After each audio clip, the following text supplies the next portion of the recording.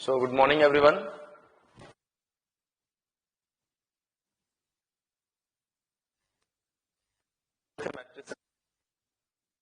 जो भी कवर कर लिया है, अब एक पॉइंट हम eigen values and eigen vectors की बात करेंगे. Good morning. So basically eigen values and eigen vectors कैसे फाइंड करते हैं वो मैं आपको बताता हूं यहाँ पर.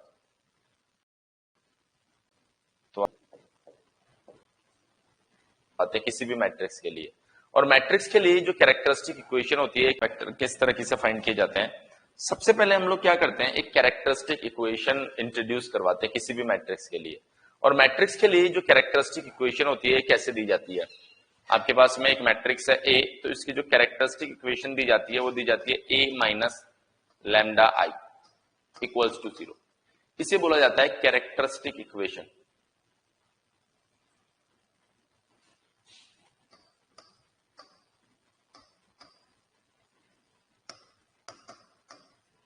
और इस इक्वेशन के जो रूट्स आने वाले हैं,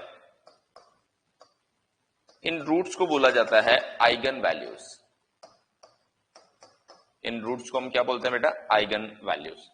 उसके बाद में हर एक आइगन वैल्यू के कोरस्पॉन्डिंग एक वेक्टर होता है जो कि ax equals to lambda x को सेटिस्फाइड करता है.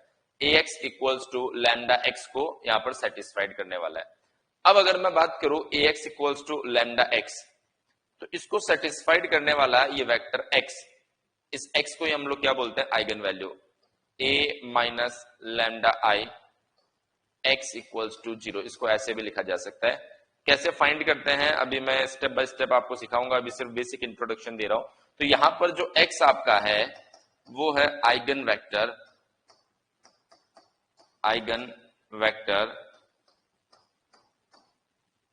Corresponding to eigen value x, eigen value lambda के कोरस्पॉन्डिंग यह आपके लिए क्या होने वाला है बेटा, आइगन वेक्टर होने वाला है. अब देखिए किस तरीके से आप इसे सॉल्व करते हैं, किस तरीके से हम लोग आइगन वैल्यूज फाइंड करते हैं वो मैं आपको बताता हूं by the help of one example. So एक एग्जांपल की मदद से आपको मैं ये पॉइंट्स बताता हूं. सबसे पहले एक मैट्रिक्स ए कंसीडर करता हूं मैं यहां पर. ये मैट्रिक्स ए हो गया, सिंपल मैट्रिक्स लेते हैं 4 2 2 4. अब हमें लिखना बेटा इसके लिए कैरेक्टरिस्टिक इक्वेशन, तो वो होगा आपके पास में a माइनस लैम्डा आई बराबर 0. देखिए कैसे लिखेंगे, ए मैट्रिक्स आपके पास अवेलेबल है, ये रही, माइनस लैम्डा आई होता है आपके पास में आइडेंटिटी मैट्रिक्स 1 0 0 1.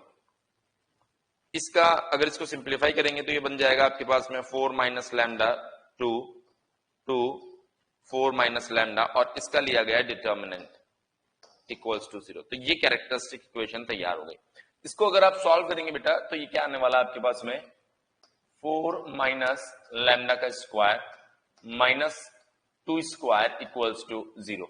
तो ये आ गया आपके पास में 16 plus lambda square minus 8 lambda minus 4 बराबर 0. तो ये बन गया आपके पास में lambda square minus 8 lambda plus 12 equals to 0. हमने इसको थोड़ा और सिंप्लीफाई किया, lambda square minus 6 lambda minus 2 lambda plus 12 equals to 0. Lambda हमने कॉमन लिया, ये बन गया लैम्डा माइनस 6, माइनस 2 हमने कॉमन लिया, lambda minus 6 equals to 0. Lambda minus 6 हमने कॉमन लिया, लैम्डा माइनस 2 इक्वल्स टू 0. और लैम्डा की दो वैल्यूज आपके पास आई 2,6. देखिए ये जो 2,6 आप देख पा रहे हैं, ये जो 2,6 आप देख पा रहे हैं, इसी 2,6 को बोला जाता है आइगन वैल्यूज.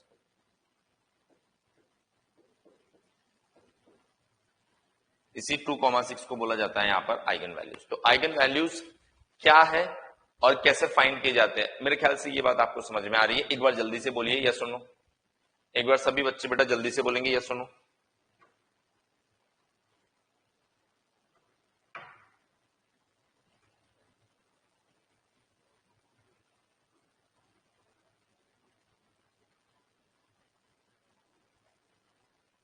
ठीक है, देखिए आइगन वैल्यूज अगर फाइंड हो गई है तो आइगन वेक्टर्स कैसे फाइंड करेंगे?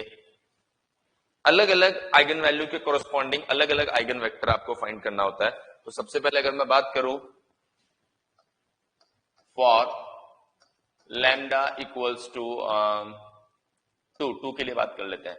तो यहां पर आप लिखेंगे a minus lambda I x equals to 0, a minus lambda I x equals to 0। तो a कौन है आपके पास में? 4 2 2 4 माइनस लैम्डा आई कौन है आपके पास में? 1 0 0 1। एक्स क्या है आपके पास में? x1 x2 equals to 0। इसको सिंप्लीफाई करेंगे बेटा तो ये बन जाएगा 4 minus lambda 2 2 4 minus lambda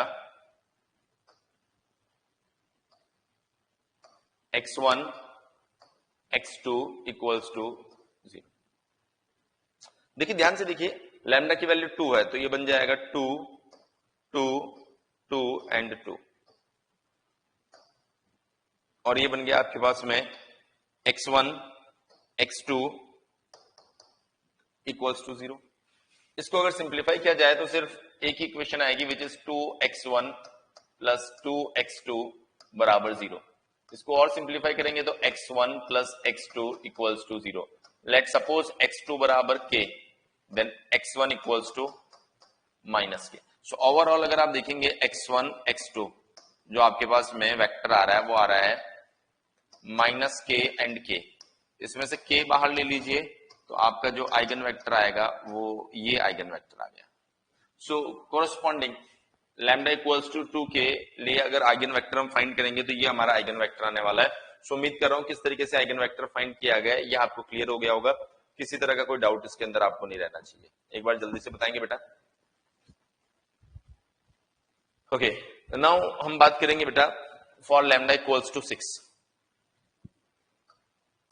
for lambda equals to 6 तो अगेन ये बनेगा आपके पास में 4 माइनस 6 2, एक स्टेप बढ़ा देता हूं, 4 माइनस लैम्डा 2 2 4 माइनस लैम्डा, ये बनेगा आपके पास में x1 x2 इक्वल्स टू 0।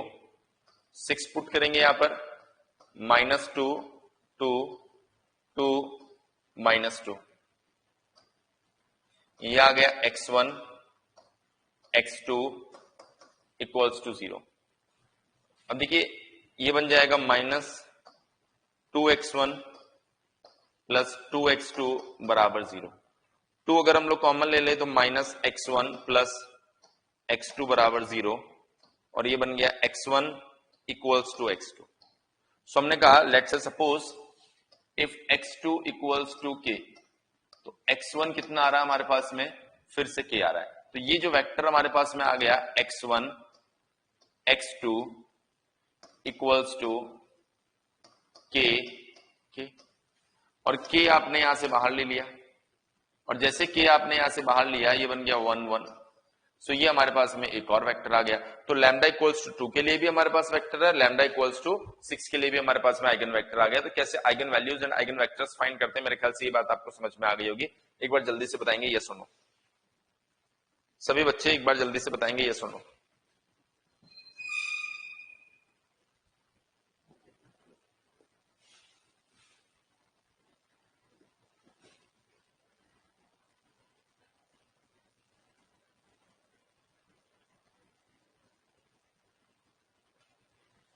ठीक है ना?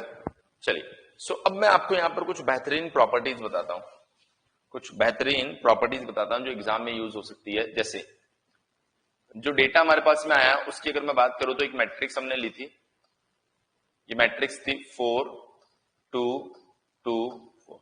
इसके लिए आइगन वैल्यूज उसमें लैम्डा 1 इक्वल्स टू आया था 2 और लैम्डा 2 इक्वल्स टू आया था 6। इसके लिए आइगन वेक्टर जो आया था हमारे पास में यह आया था बेटा -1 1, और इसके लिए जो आइगन वेक्टर हमारे पास में आया था ये आया था 1 and 1। अब देखिए सबसे पहले जो इंपॉर्टेंट प्रॉपर्टी मुझे यहां से दिखाई दे रही है वो इंपॉर्टेंट प्रॉपर्टी है सम ऑफ आइगन वैल्यूज कितना आ रहा है। अगर सम ऑफ आइगन वैल्यूज आप देखेंगे तो ये आ रहा है आपके पास में 2 + 6 मतलब 8। और इसी तरीके से अगर हम बात करें trace of matrix, trace of matrix का मतलब होता है सम ऑफ लीडिंग डायगोनल एलिमेंट्स। तो लीडिंग डायगोनल एलिमेंट्स का सम होता है 4 + 4 = 8। तो यहां से हमें पता चलता है, always remember sum of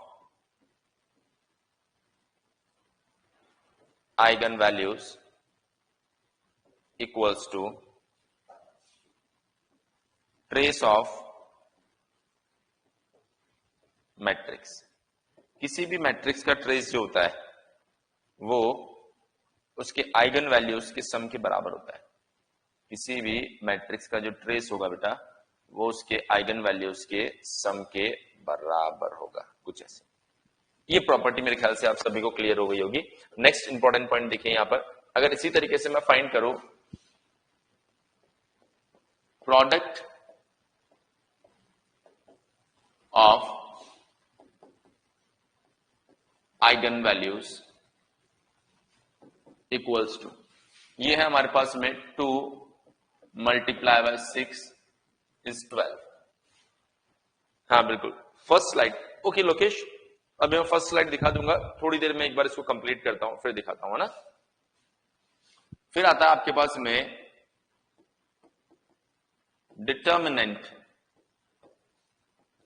of matrix. जो मैट्रिक्स दी गई है उसका डिटर्मिनेंट कितना आता है वो देखना है हमें। तो हमने कहा sir 16 - 4 is also 12. So one more important property is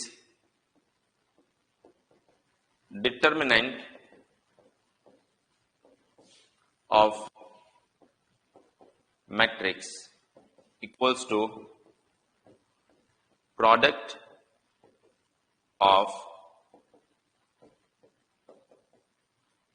eigen values.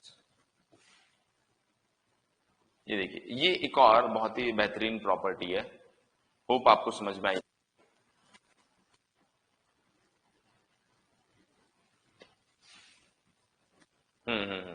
इतना क्लियर हुआ, इतना क्लियर हुआ। अब देखिए कौन सी स्लाइड रह गई है। इतना पढ़ा दिया क्या आज मैंने? हाँ देखो, यही स्लाइड रह गई थी। कौशल, लोकेश, सॉरी लोकेश,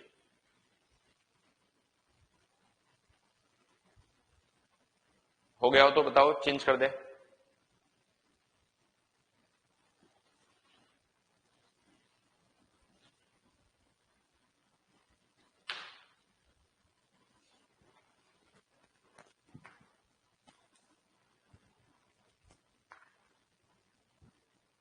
डन।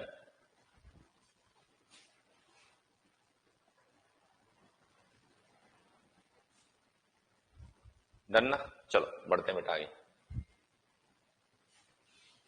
देखिए, अब नेक्स्ट इंपॉर्टेंट प्रॉपर्टी अगर मैं आपको यहां पर बताऊं तो ये बोला जा रहा है, ये जो प्रॉपर्टी हमारे पास में नेक्स्ट इंपॉर्टेंट प्रॉपर्टी, ये क्या बोल रही है प्रॉपर्टी? ये बोल रही है eigen values for matrix A is always equals to eigen values for AT। A और AT के जो आइगन वैल्यूज होते हैं वो सेम होते हैं। नेक्स्ट इंपॉर्टेंट प्रॉपर्टी अगर आप देखेंगे यहां पर, नेक्स्ट इंपॉर्टेंट प्रॉपर्टी अगर आप देखेंगे यहां पर बेटा, इसमें बोला गया है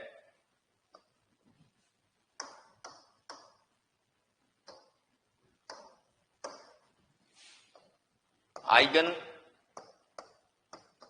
वैल्यूज फॉर डायगोनल मैट्रिक्स और triangular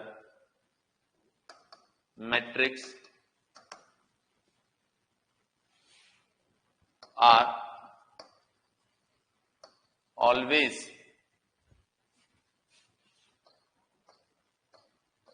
equals to their leading diagonal elements. Simply वो बोलना चाह रहा है कि अगर एक ऐसा मैट्रिक्स है 1 0 7 0 9 3 9 2 0 0 5, तो ये एक अपर ट्रायंगुलर मैट्रिक्स है। तो इसके लिए जो आइगन वैल्यूज आएंगे वो आएंगे 1 9 5, कुछ भी सोचना नहीं है। ये बेसिकली प्रॉपर्टी जो है हमें ये इंफॉर्मेशन देती है। एक बार जल्दी से, हाँ बिल्कुल बिल्कुल कौशल, परफेक्ट। एक बार जल्दी से बताएंगे सभी बच्चों को क्लियर हुआ या नहीं हुआ? ठीक ठीक है, ठीक है। नेक्स्ट देखेंगे, ये बहुत इंपॉर्टेंट प्रॉपर्टी है, ध्यान रखना। क्या है ये प्रॉपर्टी? ये प्रॉपर्टी क्या है देखिए जरा। ये बोल रहा है if lambda is eigen value of A. बोल रहा है लैम्डा का आइगन वैल्यू कौन है? ए। तो हम बोल सकते हैं ए के लिए आइगन वैल्यू हो गया लैम्डा। तो ध्यान रखना ए प्लस के आई का जो आइगन वैल्यू होगा वो होगा लैम्डा प्लस के। ए माइनस के आई का जो आइगन वैल्यू होगा ए लैम्डा माइनस के। ए मल्टीप्लाई बाय के, इसका जो आइगन वैल्यू होगा वो होगा आपके पास में के लैम्डा। इसी तरीके से अगर मैं बात करूं ए स्क्वायर, इसका आइगन वैल्यू होगा बेटा लैम्डा स्क्वायर। ए क्यूब, इसका आइगन वैल्यू होगा लैम्डा क्यूब। ए इनवर्स, इसका आइगन वैल्यू होगा 1 बाय लैम्डा। अगर मैं बात करूं एडजॉइंट ऑफ ए, इसका आइगन वैल्यू होगा determinant of A by lambda. अगर मैं कहूं ए स्क्वायर प्लस k1 ए प्लस k2 आई, तो इसका आइगन वैल्यू होगा lambda square plus k1 lambda plus k2। ये बहुत इंपॉर्टेंट प्रॉपर्टी बेटा, बहुत अच्छी अच्छी प्रॉब्लम्स यहां से सॉल्व होती है। इसको एक बार आप अच्छे से देख लीजिए और अगर क्लियर है तो आप क्लियर लिखिए। ये बहुत इंपॉर्टेंट है, अगर क्लियर है तो ही आप क्लियर लिखिए, और अगर कोई दिक्कत है तो आप बताएं। बहुत ही इंपॉर्टेंट प्रॉपर्टी है। क्लियर है? Okay, very good. Okay, very good. ठीक है ना। इसका यूज क्या है मैं बताता हूं। अगर हमें कोई बोलता है कि एक मैट्रिक्स ए है 3 क्रॉस 3, इसके आइगन वैल्यूज है 1 2 7। अब वो बोल रहा है ए स्क्वायर के आइगन वैल्यू फाइंड करो, तो हम डायरेक्टली बता सकते हैं 1 स्क्वायर 2 स्क्वायर 7 स्क्वायर, मतलब 1 4 49। ये हमारे पास में क्या हो गया? Eigen values for a square. Perfect है। तो इस तरीके से आप इस प्रॉपर्टी को यूज करेंगे और बड़ी अच्छी प्रॉपर्टी है ये। क्लियर है? सो मुझे ऐसा लगता है कि कुछ कुछ आइगन वैल्यूज कैसे फाइंड किए जाते हैं ये आपको समझ में आ गए। एक बार जल्दी से बताएंगे सभी बच्चे। कुछ कुछ अगर आपको समझ में आ गए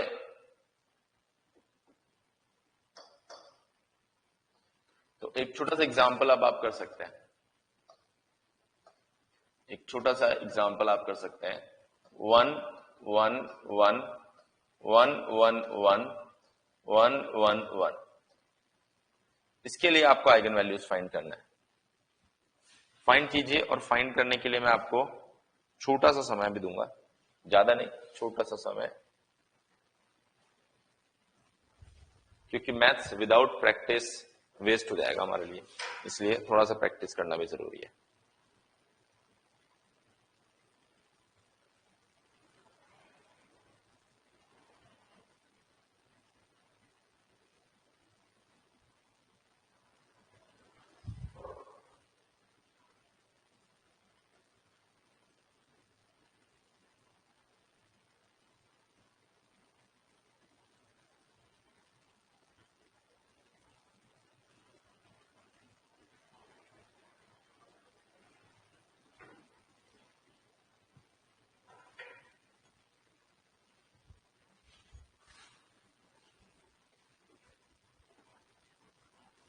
003 कौशल.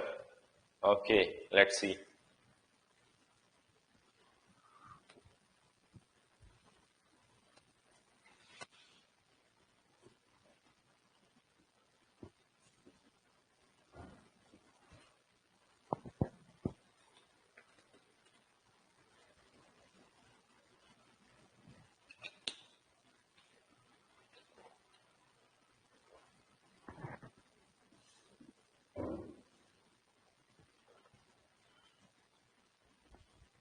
एक आंसर आ गया कौशल का 003, लोकेश भी 003.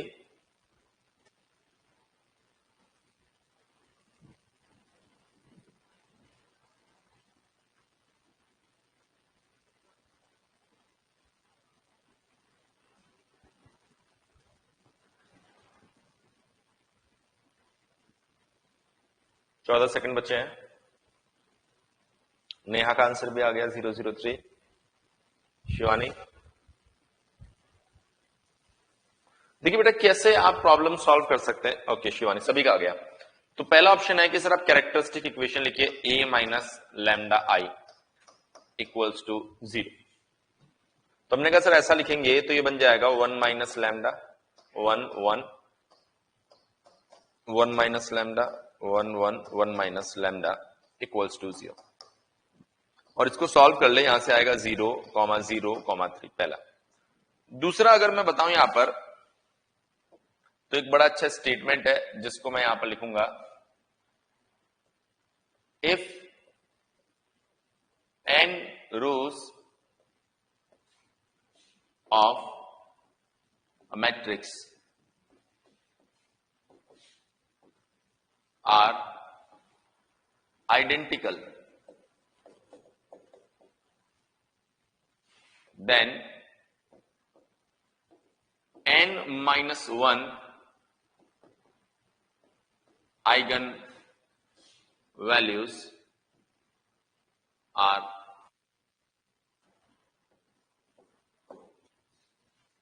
क्या मतलब है इस पॉइंट का? वो बोल रहा है अगर n रोज आइडेंटिकल है, आप देख सकते हैं 1 2 3 3 रो आइडेंटिकल है, 3 रो आइडेंटिकल है तो 2 आइगन वैल्यू क्या होने वाली है? 0.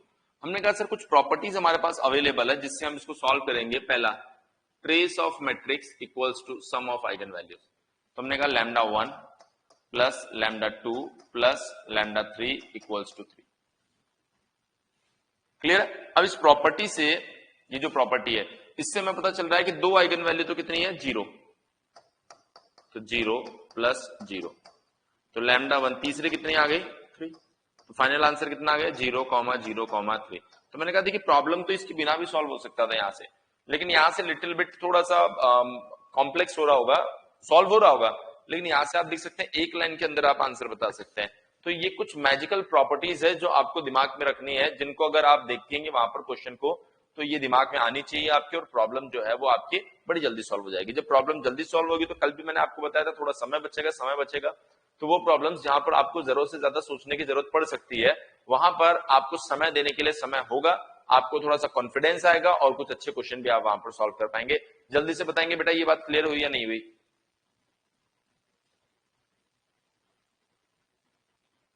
Okay, very good. So now we will move to next point. देखिए नेक्स्ट पॉइंट क्या बोला जा रहा है.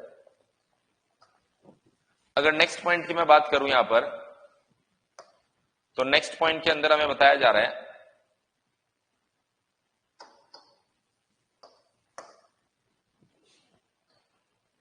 आइगन वेक्टर के बारे में.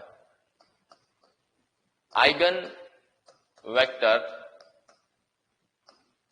For a square, a cube, a inverse and so on are same. अभी आइगन वैल्यूज के लिए आपने लिखा था, आपने कहा था अगर एक मैट्रिक्स A है इसके लिए आपके पास में, क्योंकि ये 3x3 है तो 3 आइगन वैल्यूज होंगे. 3 आइगन वैल्यूज कैसे? एक लैम्डा 1, दूसरा लैम्डा 2, तीसरा लैम्डा 3. तो इनके कोरस्पॉन्डिंग आइगन वेक्टर आएगा x1, x2, x3. अब अगर आप इसी तरीके से स्टडी कर रहे a स्क्वायर जो कि अगेन 3x3 होगी, तो इसके लिए जो आइगन वेक्टर आएंगे वो अभी भी लैम्डा 1 का स्क्वायर, लैम्डा 2 का स्क्वायर, लैम्डा 3 का स्क्वायर, लेकिन इनके कॉरस्पॉन्डिंग जो आइगन वेक्टर आप फाइंड करेंगे वो still x1, x2 and x3 ही रहेंगे। अब इन सब चीजों के लिए आप एग्जांपल लेके इस बात को वेरीफाई भी कर सकते हैं, लेकिन मैं आपको डायरेक्ट प्रॉपर्टीज बता रहा हूं कि ये जो पॉइंट्स है ये होने वाले हैं। क्लियर है? टू वेरीफाई आप कंसीडर कर सकते हैं एक छोटा सा प्रॉब्लम और उसको सॉल्व करके देख सकते हैं। तो ये आपके पास में बहुत इंपॉर्टेंट पॉइंट है, क्योंकि जब आइगन वैल्यूज आप देख रहे हैं तो जैसी प्रॉपर्टी मैट्रिक्स के साथ लग रही है वैसी प्रॉपर्टी आइगन वैल्यूज के साथ लग रही है, लेकिन आइगन वेक्टर के साथ ऐसा कुछ भी नहीं हो रहा। आइगन वेक्टर आपके पास वो के वो रहने वाले हैं। एक बार जल्दी से बोलिए बेटा, पॉइंट क्लियर हुआ है नहीं हुआ? जल्दी से बताएंगे सभी बच्चे, पॉइंट क्लियर हुआ है नहीं हुआ? Very good. चलिए सो मूव करते हैं नेक्स्ट पॉइंट की साइड। नेक्स्ट पॉइंट देखिए, for real symmetric matrix eigen values are, for a real symmetric matrix eigenvalues are always orthogonal। वो हमेशा कैसे बेटा? ऑर्थोगोनल होंगे। कैसे? एक मैट्रिक्स आपने ली थी इनिशियली A इक्वल्स टू 4 2 2 4, ये मैट्रिक्स हमने ली थी। हमने रियल सिमेट्रिक मैट्रिक्स है, इसके लिए आइगन वेक्टर्स फाइंड किए थे। अरे आइगन वैल्यूज नहीं, आइगन वेक्टर्स, आइगन वेक्टर्स। सो x1 जो है हमारे पास में ये कितना आ रहा था सर? x1 आ रहा था हमारे पास में -1 1, और x2 कितना आ रहा था आपके पास में? ये आ रहा था sir 1 and 1। So point is कि सर ये ऑर्थोगोनल क्या होता है? हमें ये भी तो जानना पड़ेगा ना कि सर ये ऑर्थोगोनल होता क्या है। तो देखिए ऑर्थोगोनल क्या होता है ये मैं आपको बताता हूं।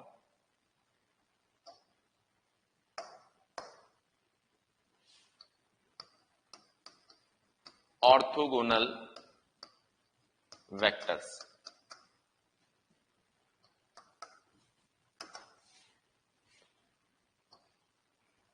two vectors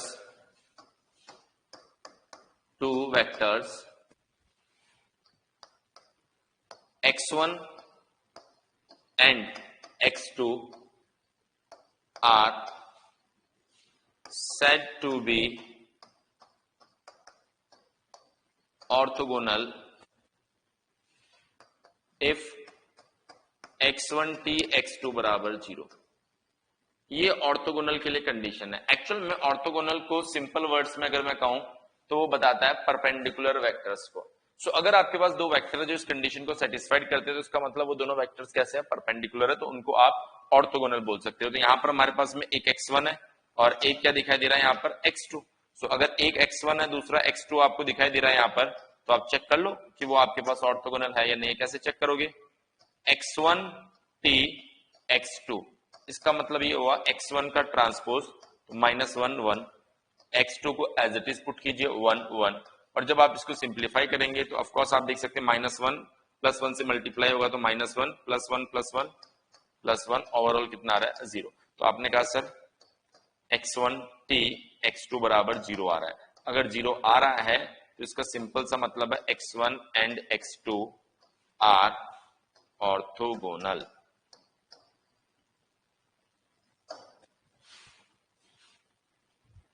बोले बेटा क्लियर हुआ है नहीं हुआ? अब देखिए यहीं पर एक और टर्म होती है जिसको हम बोलते हैं ऑर्थोनॉर्मल, वो भी मैं पैरेलली बता देता हूं। एक और टर्म होती है जिसको क्या बोला जाता है? ऑर्थोनॉर्मल।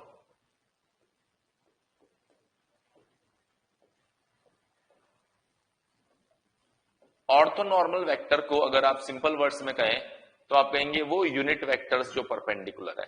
पुराने वाले जो वेक्टर्स थे जो ये है, ये सिर्फ बोल रहे हैं परपेंडिकुलर के बारे में, लेकिन अब मैं बोल रहा हूं यूनिट वेक्टर्स जो परपेंडिकुलर है, मतलब परपेंडिकुलर भी होने चाहिए और यूनिट वेक्टर भी होने चाहिए। तो आप कहेंगे टू वेक्टर्स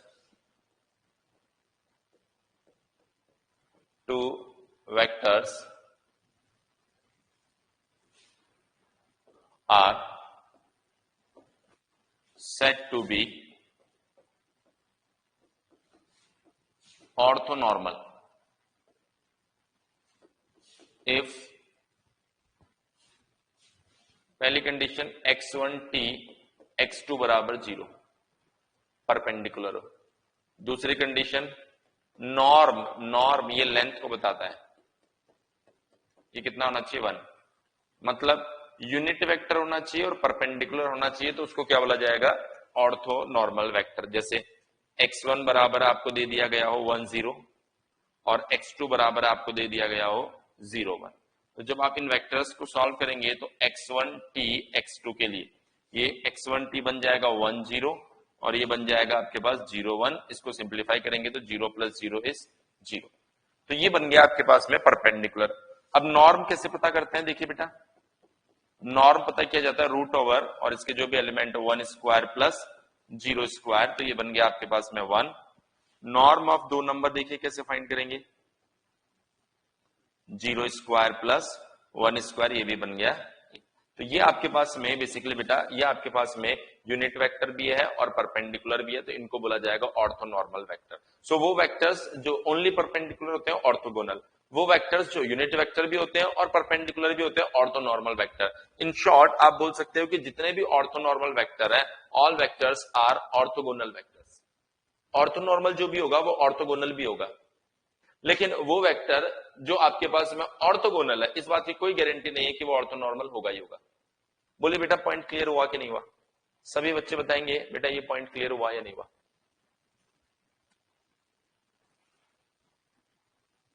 बहुत इंपॉर्टेंट पॉइंट्स है ये सारे। चलिए सो अब मैं इन स्टेटमेंट्स को थोड़ा आगे लेके चलता हूं। देखिए क्या बोला जा रहा है। सिंपली अगर मैं बात करूं इन सिंपल टर्म्स तो ये बता रहा है eigen vectors corresponding to distinct eigenvalues are always linearly independent।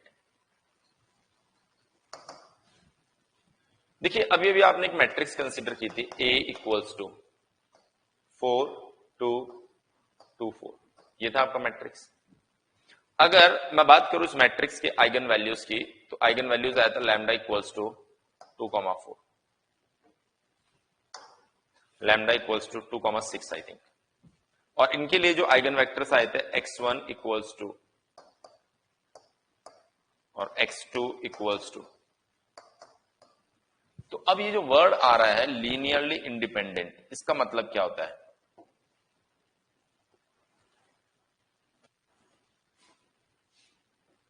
Vectors which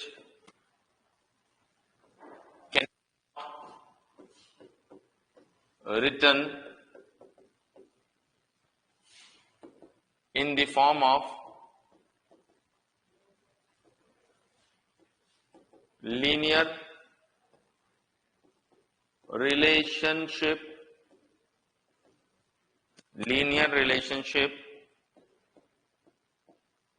known as linearly independent vectors, known as linearly independent vector. तो ये हमारे पास में लीनियरली इंडिपेंडेंट वेक्टर्स हो चुके हैं जिनको आप लीनियर रिलेशनशिप में नहीं रख सकते हो। जिनको आप लीनियर रिलेशनशिप में नहीं रख सकते हो तो उनको लीनियरली इंडिपेंडेंट वेक्टर्स आप बोलने वाले हैं। तो हमने बोला सर लीनियर रिलेशनशिप में मतलब मान लीजिए एक वेक्टर आपके पास में x1 जो कि दिया गया 1 2, एक दूसरा वेक्टर आपके पास में x2 जो कि दिया गया आपके पास में 2 4। सो ये आप लिख सकते हो x2 = twice of x1, x2 = twice of x1। तो अगर x2 = twice of x1 जो आप देख पा रहे हैं यहां पर, ये एक लीनियर रिलेशनशिप है। और इस तरह का कोई भी रिलेशन आप यहां पर नहीं लिख सकते हो। लेट से suppose x1 equals to kx2, इस तरह का कोई भी फॉर्म आप नहीं लिख पा रहे हो। अगर कोई भी फॉर्म नहीं लिख पा रहे हो तो इसका मतलब x1 and x2 are linearly independent. बोले बात समझ में आई या नहीं है? अगर ऐसा लिख सकते हैं तो डिपेंडेंट है, नहीं लिख सकते हैं तो इंडिपेंडेंट है। क्लियर है बेटा? चलिए तो बढ़ते हैं फिर आगे यहां से। अब एक छोटा सा टास्क मैं आप लोगों को देता हूं, छोटा सा टास्क आप लोगों को देता हूं। आप मुझे आइगन वेक्टर्स फाइंड करके बताएंगे। किसके लिए? चलिए, एक मैट्रिक्स है ए 2 0 0 0 2 0 0 0 2। पहले आप आइगन वैल्यूज फाइंड करेंगे, फिर आप आइगन वेक्टर्स फाइंड करेंगे, और जैसे ही आइगन वेक्टर मिल जाए आपको सिर्फ इतना लिखना है डन। डन मतलब मैं समझ जाऊंगा कि आपने आइगन वेक्टर्स, ये थोड़ा समय कम पड़ जाएगा। जैसे आप आइगन वेक्टर्स फाइंड कर ले, आपको सिर्फ इतना लिखना है बेटा डन, और मैं समझ जाऊंगा कि आपने वेक्टर फाइंड कर लिया है।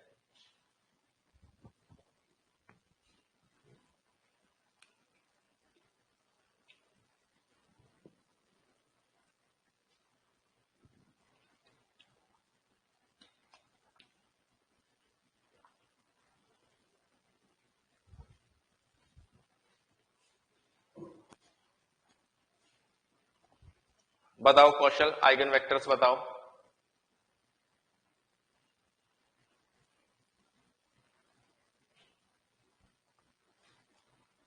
जीरो जीरो जीरो,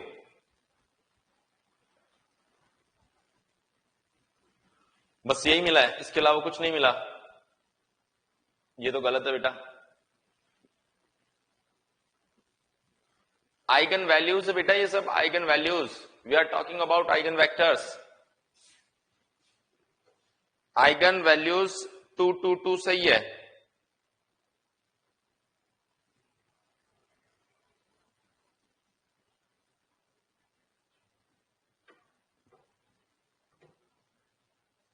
हाँ, आइगन वैल्यूज ये सही है।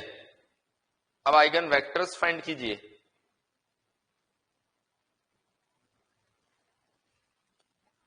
आइगन वेक्टर्स फाइंड करके डन लिखकर भेजिए।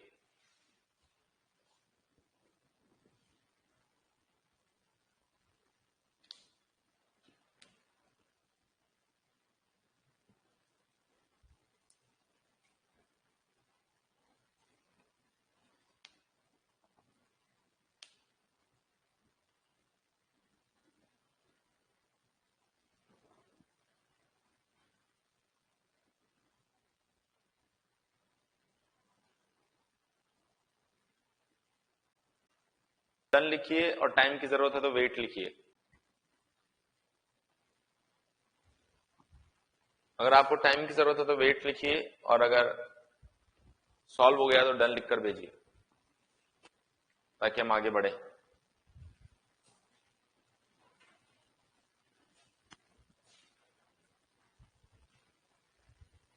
जीरो जीरो जीरो आ रहा है। चलिए देखते हैं, देखते हैं बेटा।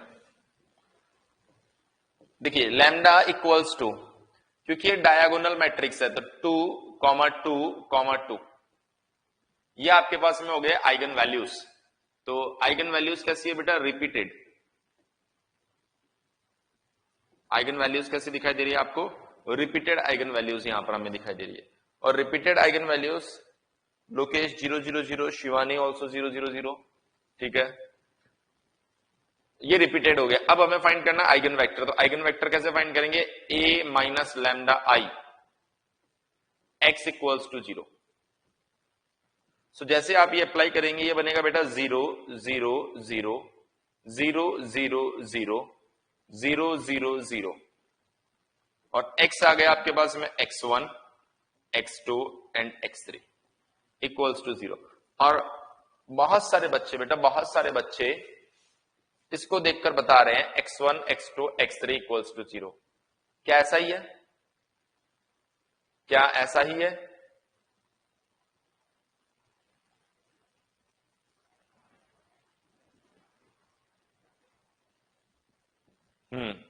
हाँ, लोकेश, राजेश, नेहा, कौशल,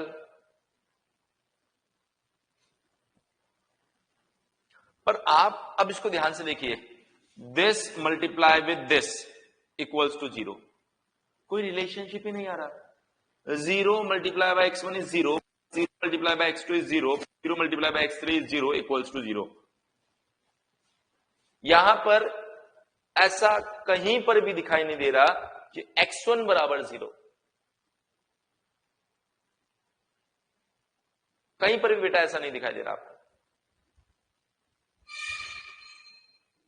यहां पर तो ये आ रहा 0 equals to 0। It means there is no relationship available between x1 and x2 and x3. Therefore, x1, x2, x3 are independent variables. Independent variables. So, x1 equals to k1, x2 equals to k2, x3 equals to k3. Because all are independent. So, x1, x2, x3 equals to k1, k2, k3। इसको आप कैसे लिखेंगे बेटा? इसको लिखेंगे हम k1 0 0, तीनों को अलग अलग करना पड़ेगा। 0 k2 0, 0 0 k3। हमने k1 बाहर ले लिया, अंदर क्या बचा? 1 0 0। हमने k2 बाहर ले लिया, अंदर क्या बचा? 0 1 0। हमने k3 बाहर ले लिया बेटा, अंदर क्या बचा? 0 0 1। तो ये पहला आइगन वेक्टर, ये दूसरा आइगन वेक्टर और ये तीसरा आइगन वेक्टर। और अगर बेटा मैं यहां पर आपको ध्यान से देखकर ऑब्जर्व करके बताऊं तो ये तीनों अगर आप देखेंगे, ये तो तीनों आपके पास में लीनियरली इंडिपेंडेंट है।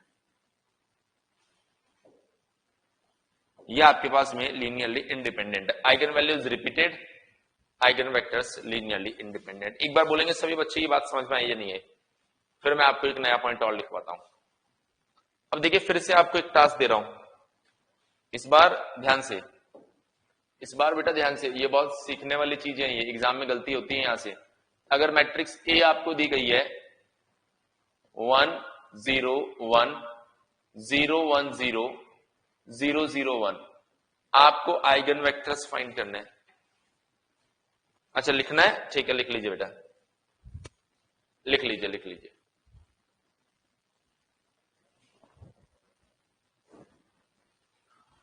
मुझे लगा आप लोग सुपर फास्ट आदमी हो, छापते जा रहे हो साथ के साथ।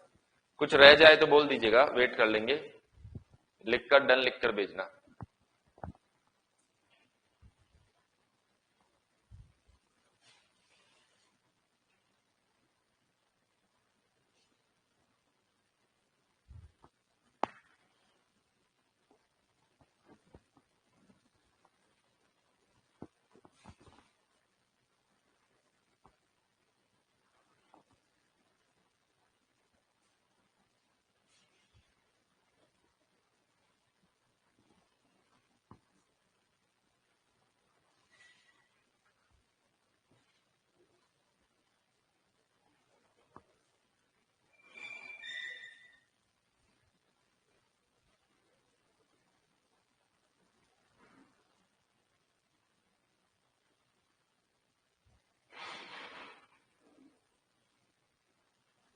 ओके, चलिए बेटा, ये क्वेश्चन अब आपके सामने, सेम प्रोसीजर आपको फाइंड करना है इस बार आइगन वेक्टर्स।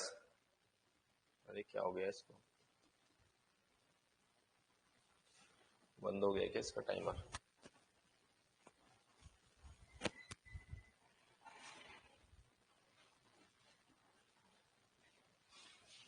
इधर भी नहीं आ रहा। आप लोग सॉल्व करना चालू कीजिए और टाइम कैसे देंगे अब तुम्हें?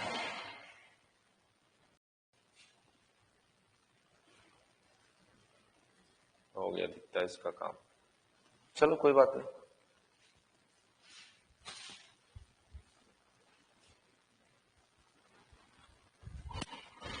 K1 K2, अरे वाह बहुत बढ़िया। नहीं लोकेश बेटा गलती कर रहे हो।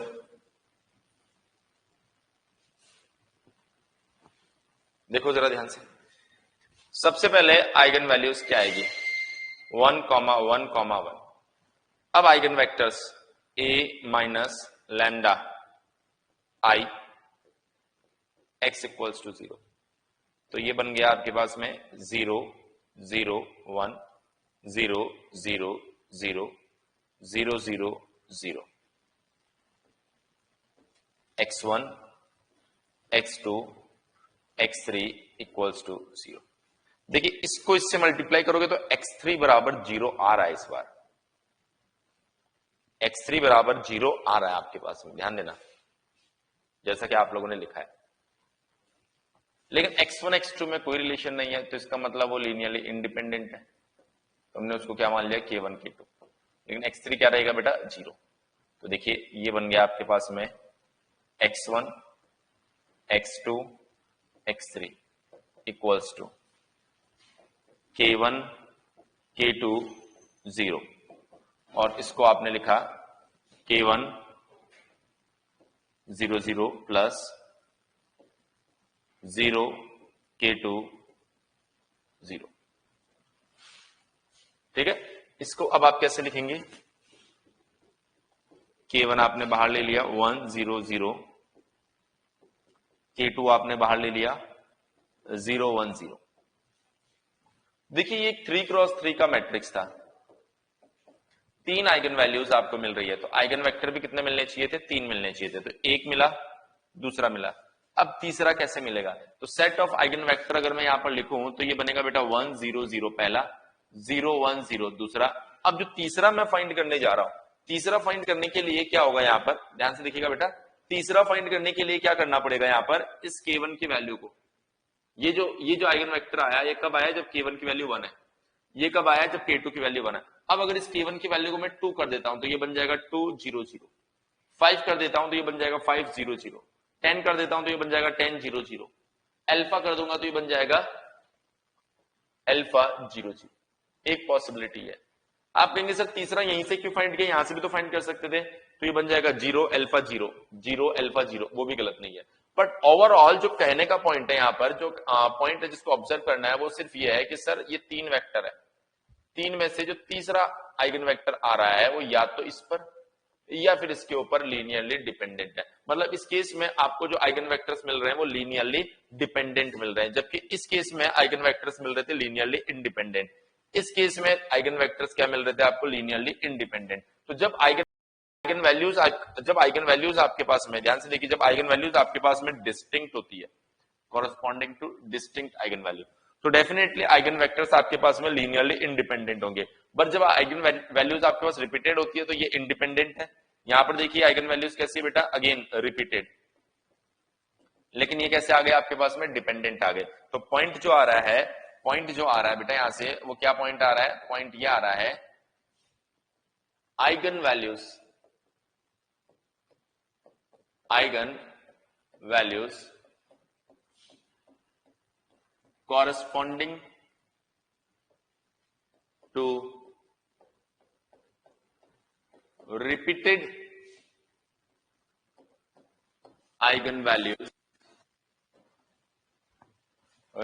eigenvalues are may or may not be linearly dependent. May और may not be linearly dependent, वो लीनियरली डिपेंडेंट हो भी सकते हैं और नहीं भी हो सकते हैं। एक बार सभी बच्चे बताएंगे इतनी बात क्लियर हुई या नहीं हुई, उसके बाद में हम कुछ एक अच्छे एग्जांपल सॉल्व करके देखते हैं।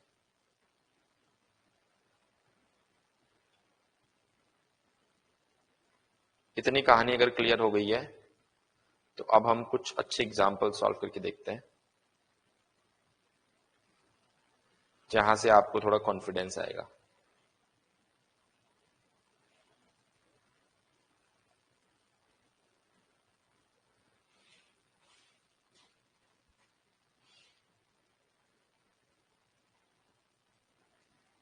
चलिए, बहुत अच्छा एग्जांपल है ये।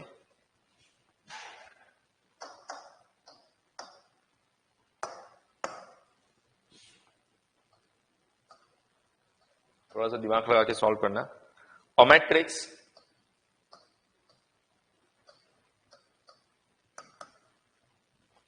matrix capital M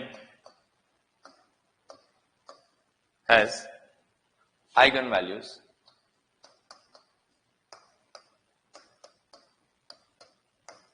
eigenvalues 1 and 4 1 and 4 with eigenvectors with eigenvectors 1 minus 1 and 2 1 respectively.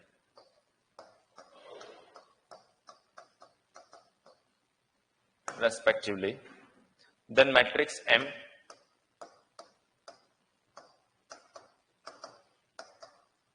is, देखिए ए ऑप्शन भी दे रहा हूं, -4 5 -8 9। बी ऑप्शन देखिए 9 -8 5 -4। सी ऑप्शन देखिए 3 2 1 2। डी ऑप्शन देखिए 2 2 1 3। ये हमारे पास में ओके। लास्ट स्लाइड अभी दिखाएंगे शिवानी। देखो लास्ट स्लाइड, नोट होते डन लिख के भेजो शिवानी। इससे भी पहले ये लो,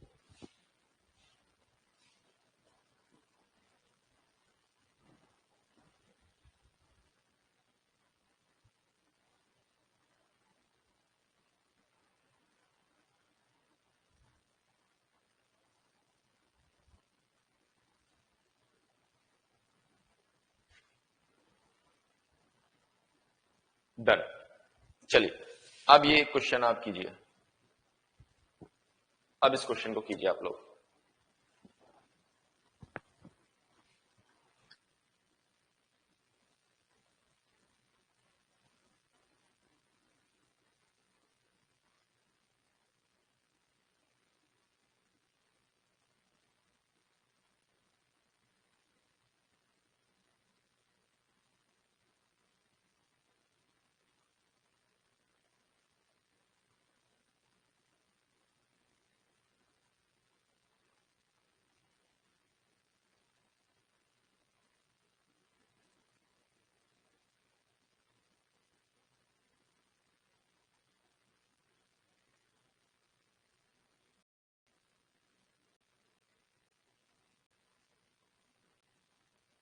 इस तरह के क्वेश्चन को सॉल्व करते टाइम आपके दिमाग में कुछ बेसिक प्रॉपर्टीज आती है। वो बेसिक प्रॉपर्टीज क्या है वो मैं आपको बताता हूं। आपके दिमाग में आया होगा कि सर हम देखते हैं sum of eigen values, sum of eigen values, तो ये बन रहा है 1 + 4 = 5 which is equals to trace of matrix. आप देखेंगे सर यहां पर 5 आ रहा है, यहां पर भी ट्रेस ऑफ मैट्रिक्स 5 आ रहा है, यहां पर भी 5 आ रहा है और यहां पर भी 5 आ रहा है। फिर उसके बाद में आपने कहा sir product of eigen values, product of eigen values, 1 × 4 = 4।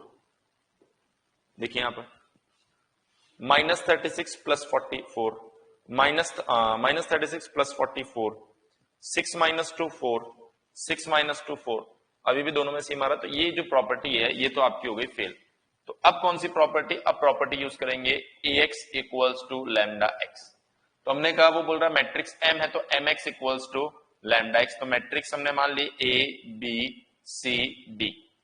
X कोई भी एक आइगन वेक्टर ले लो ये वाला, तो आइगन वैल्यू कौन सा लिया जाएगा, ये आइगन वैल्यू और ये आइगन वेक्टर मैं ले रहा हूं यहां पर। सो 1 -1 इक्वल्स टू लैम्डा कितना है 1, x कितना 1 -1। तो आप बोल सकते हो sir this multiply by this, तो a minus b equals to कितना आ रहा 1 और c minus d equals to आ रहा -1। तो अब इसकी मदद से देखिए a माइनस बी क्या 1 आ रहा है, नहीं 1 आ रहा है, नहीं a माइनस बी 1 आ रहा है बिल्कुल, c माइनस डी -1 आ रहा है, तो c ऑप्शन बिल्कुल सही है, सी ऑप्शन जो है वो आपका बिल्कुल सही है। बोलिए बेटा समझ में आया कि नहीं आया? क्वेश्चन आपको क्लियर हुआ या नहीं हुआ? चलिए वेरी गुड, बढ़ते हैं थोड़ा सा आगे। अब यहां पर हमारे पास में एक थ्योरम आती है जिसको हम बोलते हैं कोले हैमिल्टन थ्योरम। अब ये कोले हैमिल्टन थ्योरम क्या बताती है? ये हैमिल्टन थ्योरम हमें ये बताती है कि जो भी आपकी स्क्वायर मैट्रिक्स होगी वो हमेशा कैरेक्टरिस्टिक इक्वेशन को सेटिस्फाइड करेगी। पहले लिख देता हूं मैं इस बात को, फिर समझाता हूं। Every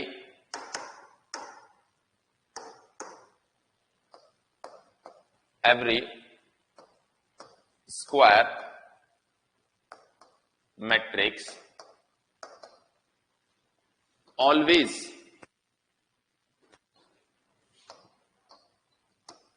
satisfied their characteristic equation, always satisfied their characteristic equation।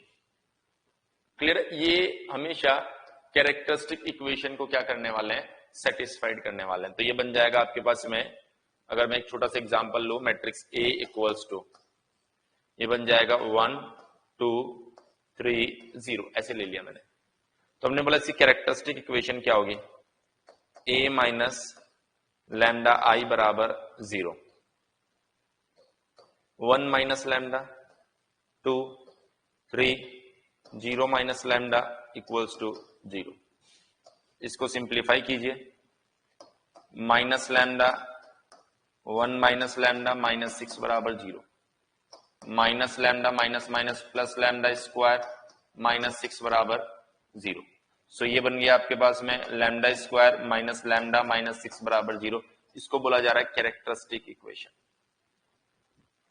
तो हमने कहा कि इसका मतलब इसको सेटिस्फाइड कौन करेगा, matrix A square minus A -6 i बराबर 0, ऐसा होना चाहिए।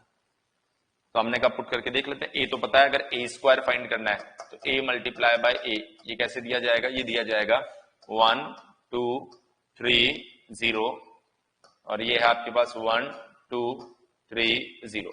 इसको जब आप सिंप्लीफाई करेंगे तो बेटा A स्क्वायर जो आपके पास में आना है वो आने वाला है दिस मल्टीप्लाई बाय दिस, तो 1 plus 6 is 7, this multiply by this is 2 plus 0 is 2, this multiply by this 3 6, ये a स्क्वायर है।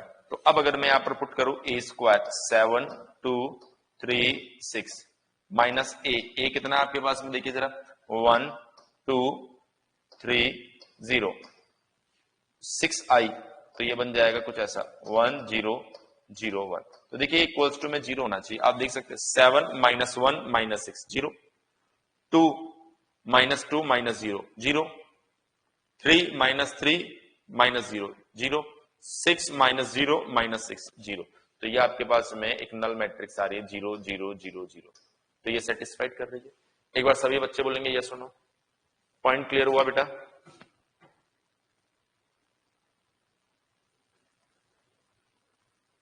पॉइंट क्लियर हुआ सभी को? अगर पॉइंट क्लियर हुआ तो मैं एक अच्छा पॉइंट, अच्छा एग्जांपल यहां से आपको थोड़ा सा क्लियर करता हूं। मान लीजिए एक मैट्रिक्स दिया गया है A,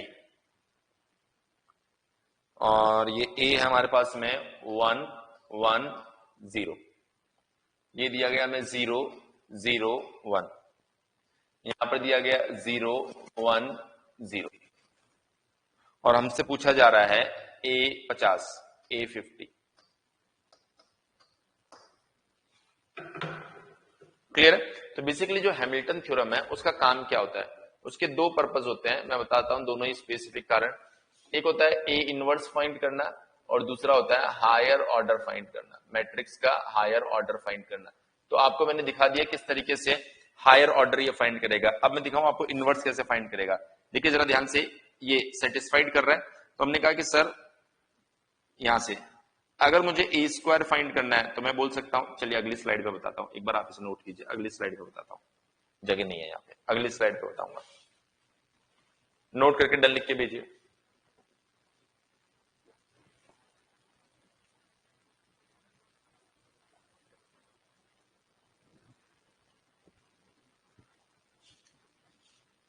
done. A square minus A minus 6i, इसको ले चलता हूं अगली स्लाइड पे। A square minus A minus 6i बराबर 0। तो यहां से आप कहेंगे sir A square equals to A plus 6i। देखिए ए स्क्वायर आपको मिल गया, अगर ए क्यूब फाइंड करना है तो आप ए मल्टीप्लाई कर दो, ए स्क्वायर प्लस 6a, तो आपको पता चल गया ए क्यूब इक्वल्स टू आने वाला है ए स्क्वायर प्लस 6a। और ए स्क्वायर जो आपके पास में है उसको पुट कर दो ए प्लस 6i, ए प्लस 6i प्लस 6a, तो ये बन गया आपके पास में 7a प्लस 6i।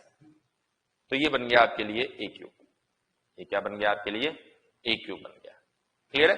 अब अगर आपको फाइंड करना है a4 तो एक और a मल्टीप्लाई कर दो, तो ये बन जाएगा 7a स्क्वायर प्लस 6a, तो ये बन गया आपके पास में a4 equals to 7। A square की अगर मैं बात करूं तो ये बन गया a plus 6i plus 6a, a4 equals to 7a plus 42i plus 6a, तो ये बन जाएगा 13a प्लस 42i, तो ये देखिए बन गया a4। तो कैसे हायर पावर हम फाइंड कर रहे हैं, मेरे ख्याल से ये बात आपको समझ में आ रही होगी। इनवर्स अगर यहां से उठाकर इस इक्वेशन को मैं ले आया इधर, तो A square minus sorry equals to A plus, या फिर पहले वाली इक्वेशन ले लो ना, ज्यादा अच्छी है।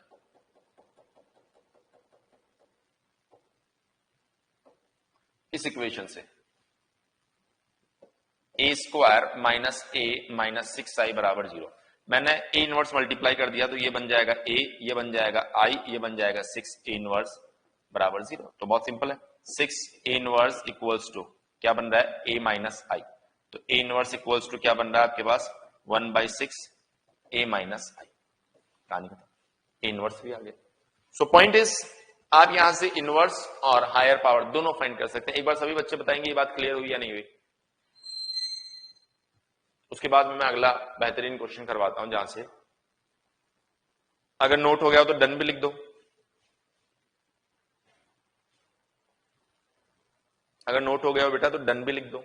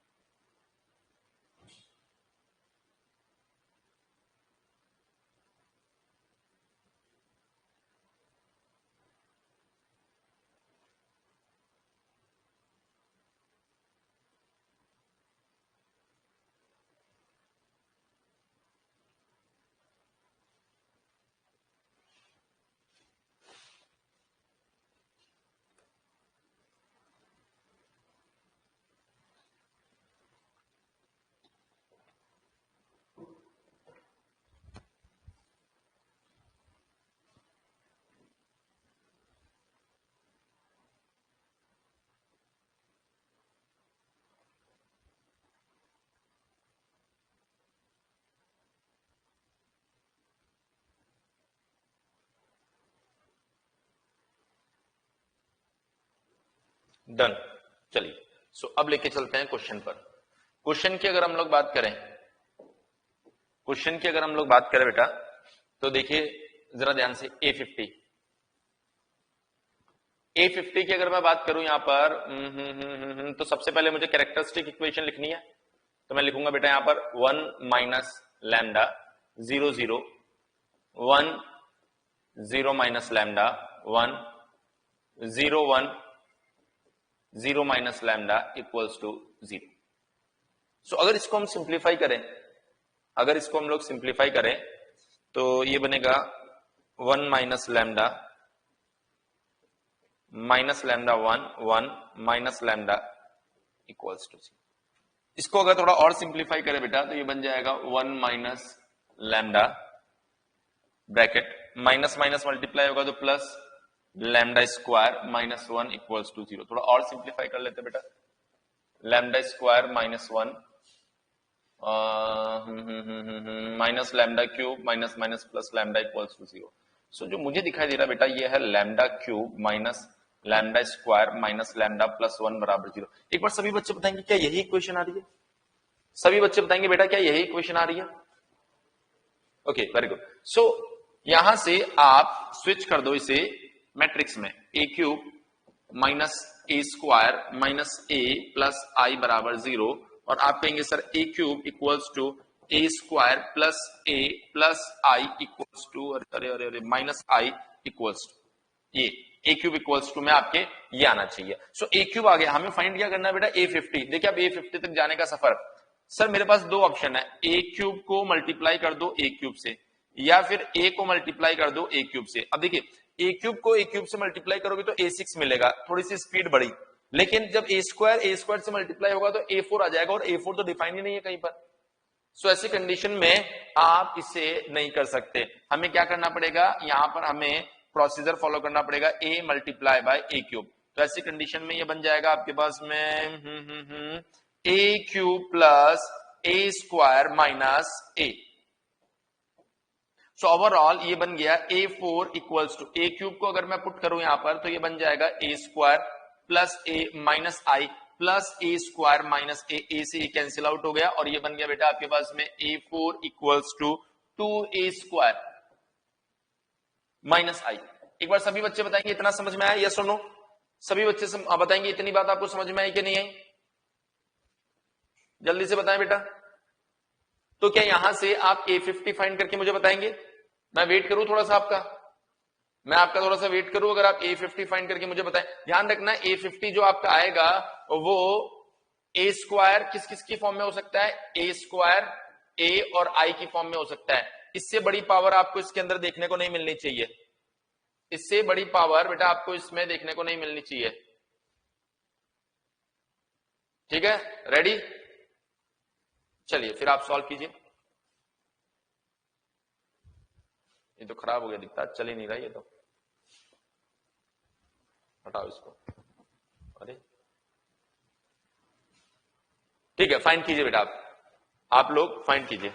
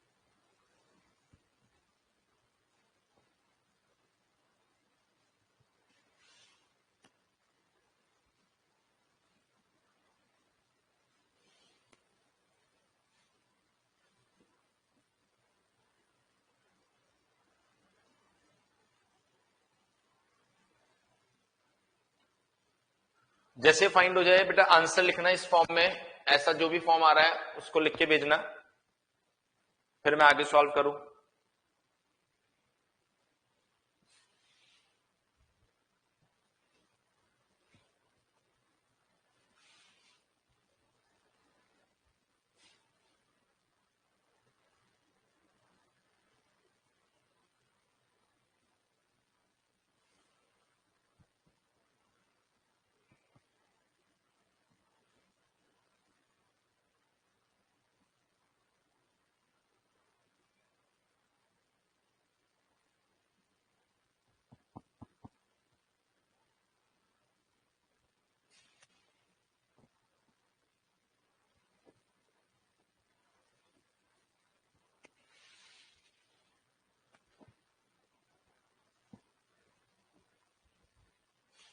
ओके, लोकेश का आ गया है 25a² माइनस 24i।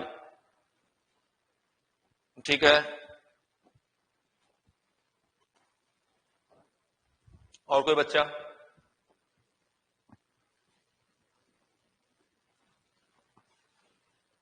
लोकेश एक आध मिनट और वेट करते हैं, बाकी बच्चे भी कोई जवाब दे, उसके बाद में हम लोग इसको पूरा सॉल्व करते हैं।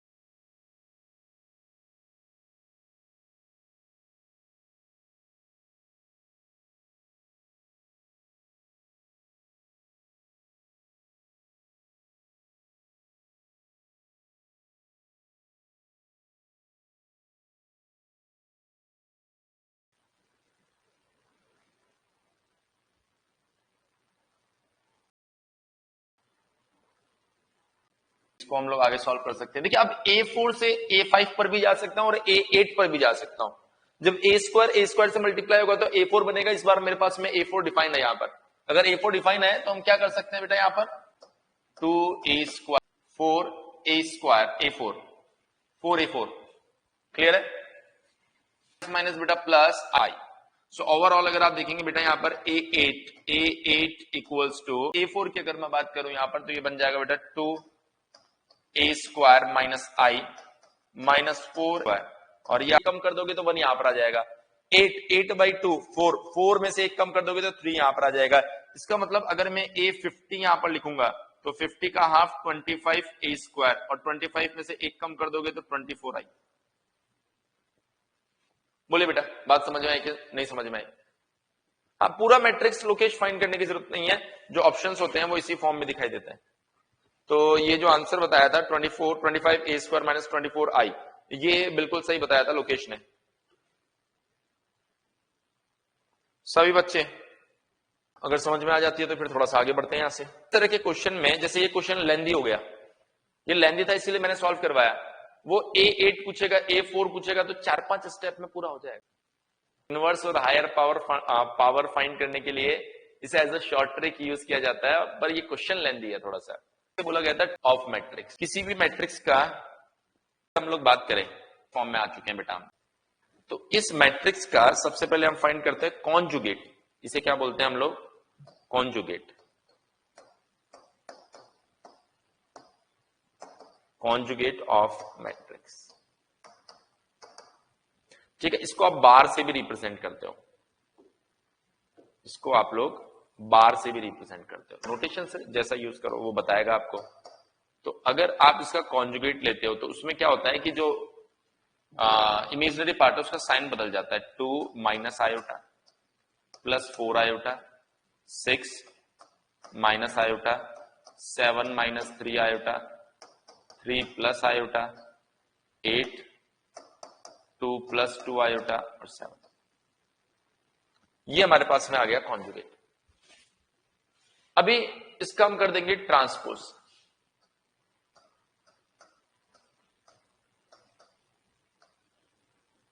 और जैसे ही हमने इसका ट्रांसपोज किया, 2 minus iota, 4 iota, 6 minus iota, 7 minus 3 iota, 3 plus iota, 8, 2 plus 2 iota, 7। Clear है इतनी बात? तो बेसिकली अगर हम लोग बोले तो इससे इससे इससे बोला जाता है ट्रांजुगेट, ए थीटा। इसे क्या बोलते हैं बेटा? ट्रांजुगेट।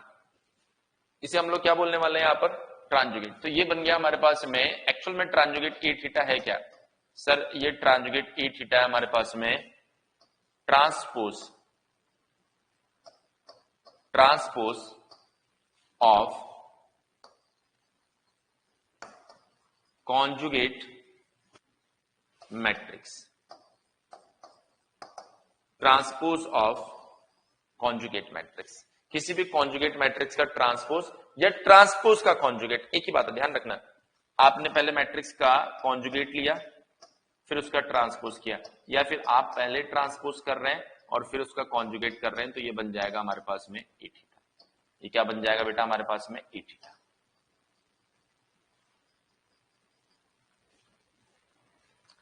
क्लियर है? सो मेरे ख्याल से ये पॉइंट जो है, ये पॉइंट आपको समझ में आ गया होगा।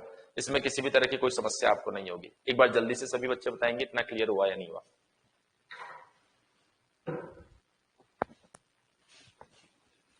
ट्रांजुगेट क्या होता है?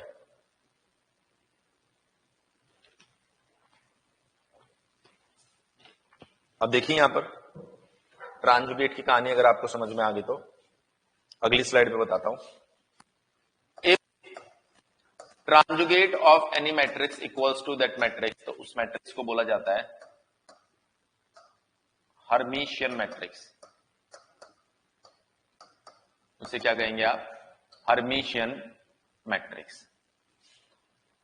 If A theta equals minus A, उसे बोलते हैं बेटा skew Hermitian matrix.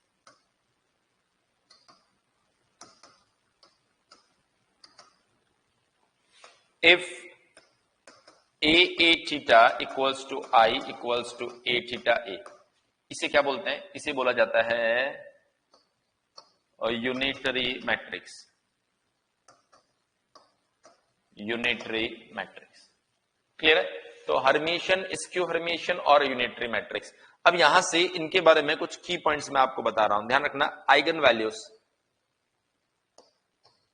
Eigen values for real symmetric and Hermitian matrix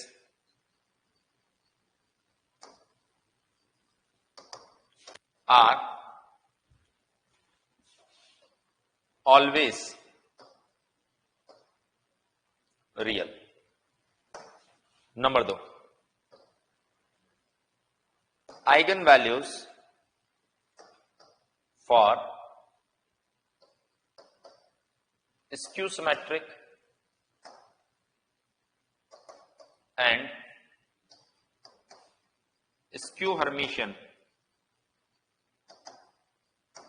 matrix are either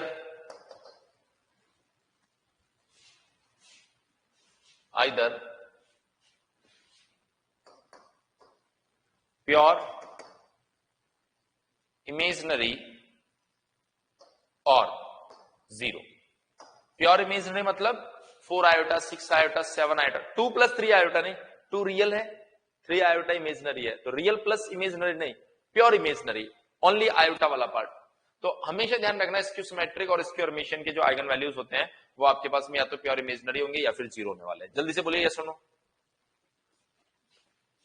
जल्दी से बोलिए बेटा यस और नो। उसके बाद में अगर मैं बात करूं यहां पर तीसरा इंपॉर्टेंट पॉइंट तो कहूंगा eigen values for orthogonal matrix and unitary matrix are always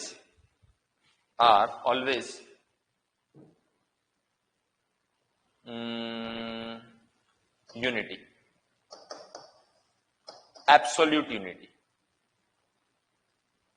absolute unity मतलब उसका मैग्नीट्यूड 1 रहेगा। बताएं ये तीनों इंपॉर्टेंट पॉइंट है, ये आपको समझ में आए कि नहीं आए? आइगन वैल्यूज से रिलेटेड पॉइंट मैंने यहां पर बताए और मैं आपको बता देता हूं एग्जाम में बहुत सी बार ये पॉइंट्स आपको डायरेक्ट देखने को मिल जाते हैं। अब इसका एक मैजिकल सर्किल बना के मैं आपको दिखाता हूं, एक बहुत अच्छा मैजिकल सर्किल आपको मैं दिखाता हूं, है ना, जो आपको बड़ी अच्छी इंफॉर्मेशन देगा।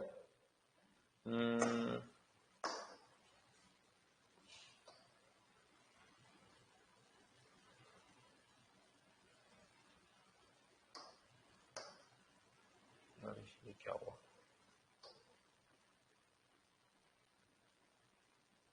अभी ठीक है।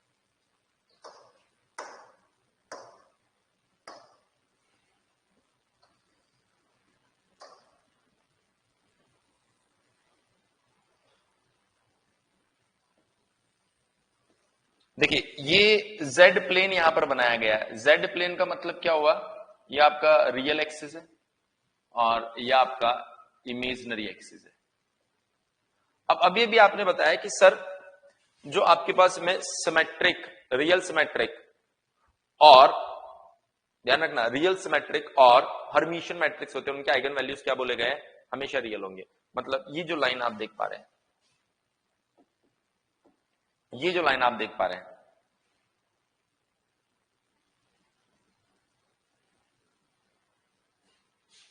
Eigen values for real symmetric and Hermitian, उसके लिए जो आइगन वैल्यू होंगे वो हमेशा इस लाइन पे होंगे। आइगन वैल्यूज फॉर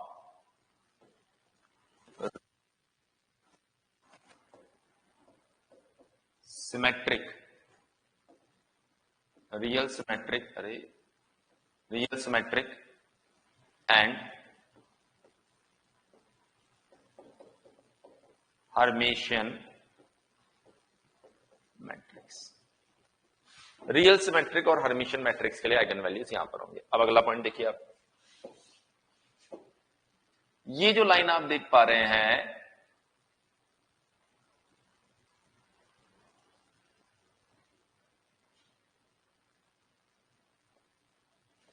इसके ऊपर होंगे आपके पास में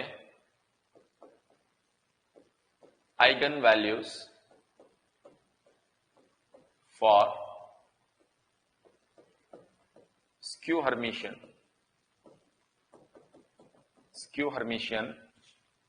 and skew symmetric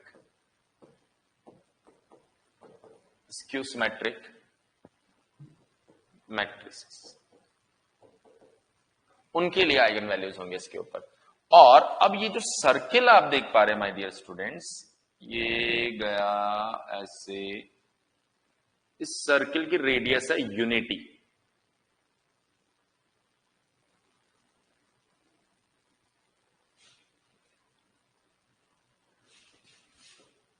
radius of this circle is unity. Clear है? इसके ऊपर जो भी आइगन वैल्यूज है, eigen values for orthogonal matrix and unitary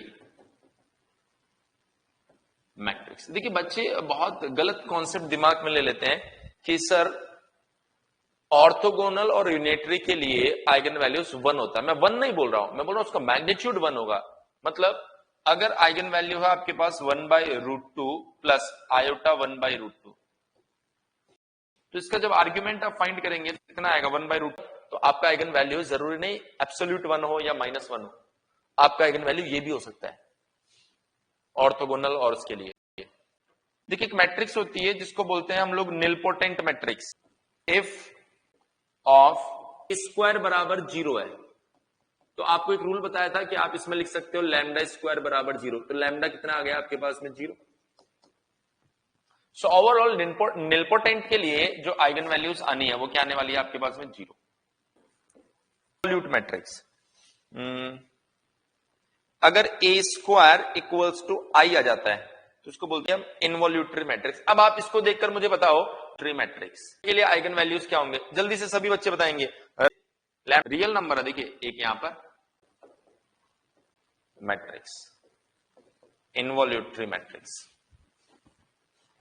eigen values for involutory matrix. एक और होती है लास्ट जिसको हम बोलते हैं आइडेम्पोटेंट।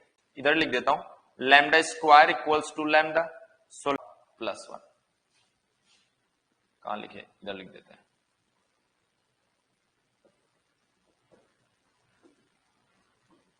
आइगन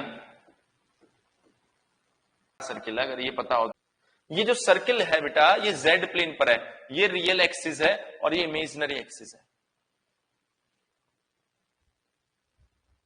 ठीक है, तो अब सबसे पहले बेटा आप इसको बना लो, फिर मैं प्रीवियस स्लाइड दिखा दूंगा। कौशल पहले बेटा इसको बना लो, फिर मैं प्रीवियस स्लाइड दिखा देता हूं आपको। राजेश मैं समझ नहीं पाया बेटा आपका डाउट।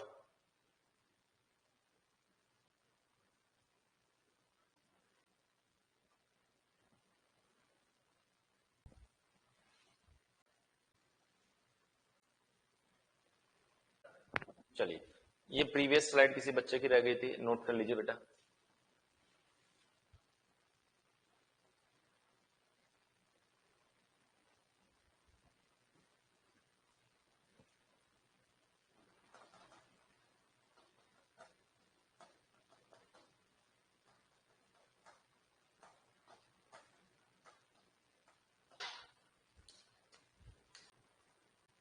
तो मैट्रिक्स से एटीसी में क्वेश्चन पूछे जा रहे हैं।